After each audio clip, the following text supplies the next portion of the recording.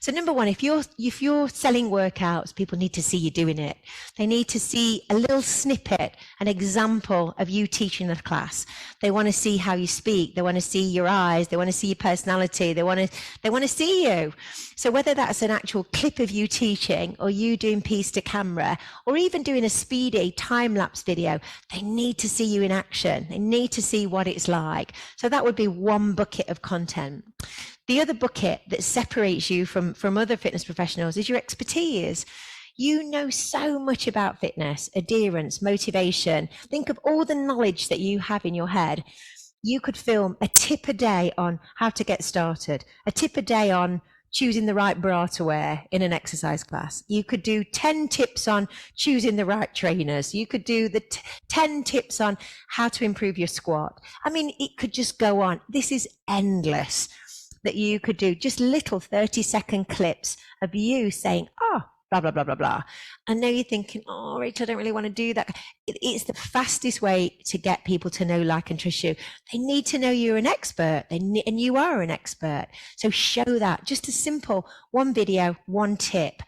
And I think it's easier to do it in a theme. So you might do a theme of mobility tips. You might do a theme of flexibility exercises. For Pilates, you might do myths about Pilates, or you might just showcase an exercise, a Pilates exercise with some technical tips.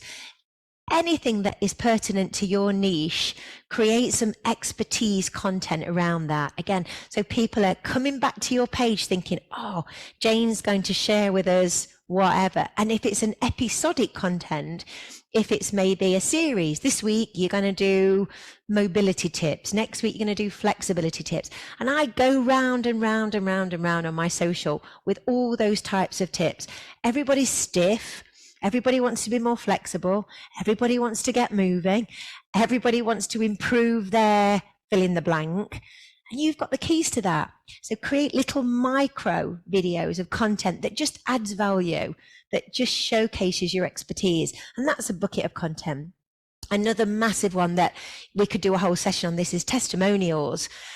Every time you post in your group, hi guys, how did you enjoy the workout? People are going, oh, loved it, loved it, loved it. Screenshot those, make them into a Canva template, post them on your stories. It's social proof. It's so powerful. It's unbelievable. And people don't understand how powerful just a comment on Facebook, when people see that, other people see it and think, wow, they went to that class. They're getting great results. I look like that person. I could go there too. They're so strong. If you're in a community class, go back old school, get a big book from TK Maxx, like an art book, and ask people at the end of class, you know, like you used to go to hotels and they used to say, fill in the guest book, get people to write, did you enjoy the class? Oh, just write down. Great. Take a snapshot, put it on social media. Very strong and powerful. So simple, so effective. People buy from people, as we said. So if other people are reading the results, they're seeing, yeah, I feel great. Really strong. So that needs to be a whole bucket of content. Number 4, which I think Fit Pros struggle with, is sell. You've got classes, you need folks in them. Talk about it, sell it. Don't dress it up. Tell people, guys, I've got club size tonight. I've got 3 spaces left. Who's going to take it? Who's going to jump into those classes right now? You've got to sell. You've got to put it out there and let people know how they book, where they book, how much it is. And you need to do it regularly. You need to do offers regularly. Otherwise, people just think, oh, great content, like all that. But there needs to be a sales element to it as well. And, and regularly.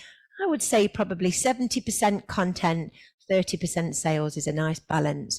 And then lastly, and this depends where you are on this, but people need to see that you're a person, that you're 3D. You know what it's like. If you see people in the supermarket, everybody's looking at you, everybody's looking in your trolley. If you've got normal clothes on, everybody goes, oh, you've got normal clothes on.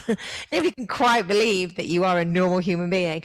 So a bit of personal on your socials it really helps people get to know you and think that you are a real person, a 3D person, with hobbies and interests and kids and dogs and animals and all the things.